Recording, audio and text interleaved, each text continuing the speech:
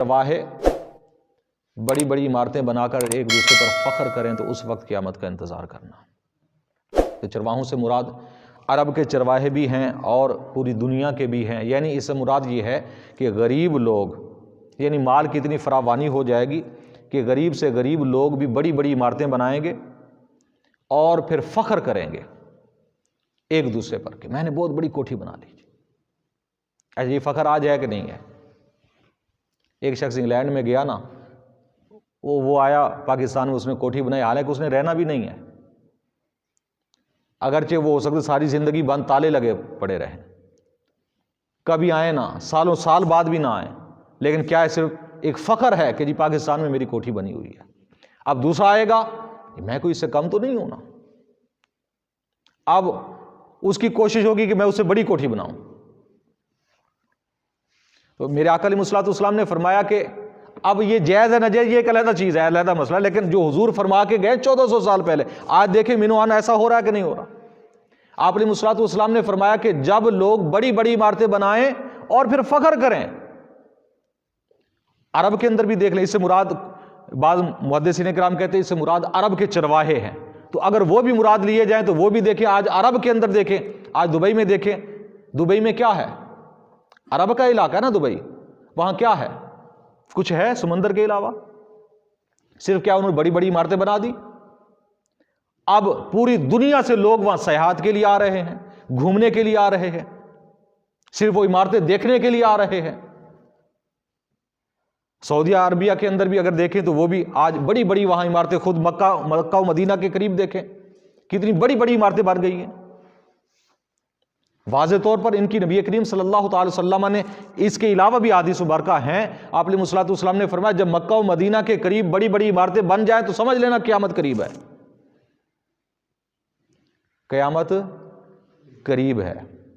یہاں سے مجھے ایک اور مسئلہ بھی ذہن میں آیا کہ اللہ تعالیٰ جو عمرے پر گئے ہیں، مکہ و مدینہ دیکھ کر آئے ہیں، انہوں نے تو دیکھا ہے، وہ جانتے ہیں، جن کو جو نہیں گیا اللہ ان سب کو لے جائے، اللہ سب کو حج اور عمرے کی سعادت نصیب فرمائے۔ ایک مرتبہ مجھے بھی جانا نصیب ہوا تو وہاں دیکھا کہ وہاں لوگ بدعت کے رٹ لگائے ہوتے ہیں، جی حاجی اللہ حاجی اللہ، یہ شرک ہے، یہ بدعت ہے، حاجی بدع، یہ عام وہاں رٹ ہوتی ہے۔ آپ روضہ شریف کے سامنے ہاتھ اٹھا کر دعا مانگے تب بھی 2-3 چھرتے آ جائیں گے، حاجی بدع یلہ حاجی یلہ، یہ عام۔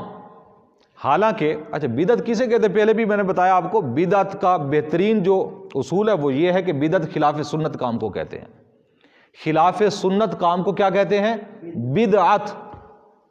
خلاف سنت کو کیا کہتے ہیں؟ بدعت کہتے ہیں۔ اب بخاری کی حدیث آگے آ رہی ہیں، جو ہم پر بدعت کے فتوے لگاتے ہیں نا، ہم پر انہیں یہ دیکھنا چاہیے اور آپ کو بھی یہ چیزیں ذہن میں رکھنی چاہیے۔ اگر کوئی سامنے والا کبھی یہ اعتراض کرتا ہے نا، انہیں یہ دلیلیں دیں۔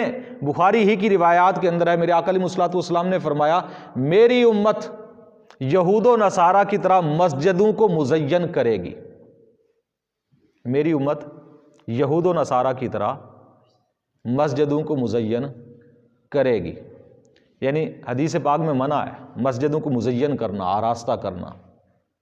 اس لیے شریعت کا ایک مسئلہ ہے کہ اگر آپ مسجد کے جو مسجد کمیٹی کے ممبران ہوتے ہیں نا، ان کو ان مسائل کا جاننا لازمی ہوتا ہے۔ مسجد کے اندر آپ کو اگر کسی نے رقم دی نا کہ جی آپ یہ مسجد میں خرچ کرنی ہے، آپ نے اگر کسی نے رقم دی مسجد کے نام پر، تو وہ رقم آپ مسجد کے اندر جو اگر ٹائل لگوا رہے ہیں وہ استعمال نہیں کر سکتے، مسجد کے واش روم بنا رہے نہیں کر سکتے، مسجد کا وضو خانہ بنا رہے نہیں کر سکتے، رنگ روغن کرا رہے نہیں کر سکتے، زیب و زینت والے جتنے بھی کام ہیں اس میں آپ وہ رقم خرچ نہیں کر سکتے، کیونکہ یہ مسجد کا حصہ ہی نہیں ہے، یہ مسجد میں شمار ہی نہیں ہوتے۔ آج علماء کا جواز کا فتویٰ ہے کہ مسجد کو خوبصورت بنایا جائے، یہ حالات کو دیکھتے ہوئے علماء نے اس کا فتویٰ دیا، وگرنہ احادیث کے اندر تو منع ہے۔ اب دیکھیں مسجد نبوی شریف کتنی مزین کی گئی ہے۔ اب جو بدعت کے فتوے ہم پر لگاتے ہیں، صریح احادیث موجود ہیں کہ جس میں مسجد کو مزین کرنا، آراستہ کرنا منع، حضور نے منع فرمایا، یہود و نصارہ کے ساتھ تشبیہ دی ہے۔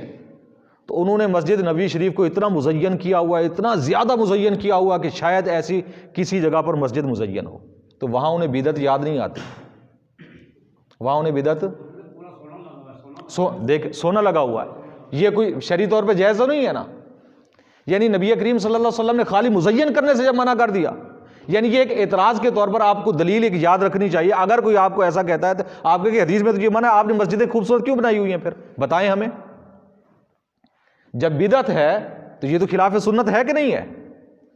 یہ حدیث میں منع ہے کہ آپ علیہ الصلوۃ والسلام منع فرما رہے ہیں، تو پھر آپ نے مسجد مزین کیوں کی؟ تو اب ان کے پاس جواب پھر کوئی نہیں ہوگا، یا پھر وہ ادھر ادھر کی ماریں گے پھر۔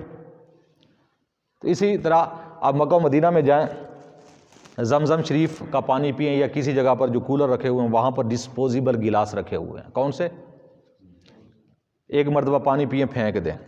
ہم نے تو کبھی ایسا نہیں کیا، خیر کہ ہماری کوشش ہوتی تھی کہ جو پھینکا ہوا گلاس ہے وہاں مدینہ پاک میں وہی ہم اٹھا لیتے، اسی میں پانی پی لیتے۔ کم از کم ہمارے پاکستان کے اندر ابھی بھی یہ جو ڈسپوزیبل گلاس ہے نا، عام دکان سے لے تو یہ اس کی 5 روپے قیمت ہے تقریباً، اگر درجن کے یا ہول سیل کے ریٹ پر لے کے آئیں تو تقریباً 2 روپے پھر بھی میری خیال قیمت اس کی بنتی ہے کم از کم۔ تو قرآن کہتا ہے ان المبذرین کانوا اخوان الشیاطین، حدیث پاک کے اندر ہے کہ اگر کسی نے مال خرچ کیا ایسی جگہ پر جس میں نہ دینی نہ دنیاوی کوئی فائدہ نہیں ہے، وہاں پر خرچ کرنا فضول خرچی ہے، اور فضول خرچی کرنے والا شیطان کا بھائی ہے۔ فضول خرچی کرنا حرام ہے، ناجائز ہے، بدعت ہے۔ لیکن مکہ و مدینہ کے اندر جائیں نا، روزانہ خدا کی قسم لاکھوں روپے صرف ان گلاسوں پر ضائع ہو رہے ہوتے ہیں۔ ایک دن کے اندر پتہ نہیں کتنے گلاس آتے ہیں کہ مفت مل جاتے ہیں، وہاں پیسوں کے ساتھ ہی آتے ہیں نا، وہاں رکھ دیے جاتے ہیں۔ تو وہاں جتنے بھی لوگ گئے وہ وہاں کوئی نہ گلاس چوری نہیں کرتا کوئی، اگر اچھے گلاس رکھ دیے جائیں، لوگ پانی پئیں، رکھ دیں۔ اچھا، ایک مرتبہ اگر جو ڈسپوزیبل گلاس بھی اگر جو ہے وہ بھی ایک کیا کم از کم نہیں تو میرے خیال میں تو 50 مرتبہ استعمال ہو سکتا ہے، 50 لوگ اس میں پانی پی سکتے ہیں۔ ایک مرتبہ پانی پینے سے کیا گلاس خراب ہو جاتا ہے؟ کیا اس میں بدبو آ جاتی ہے؟ وہ کیا نجس ہو جاتا ہے؟ پلید ہو جاتا ہے کیا؟ وہاں انہیں بدعت یاد نہیں آتی، حالانکہ میرے آقا علیہ الصلوۃ والسلام کا فرمان ہے مومن کے جوٹے میں شفا ہے۔ کیا ہے؟ مومن کا جوٹا حلال ہے، مومن کا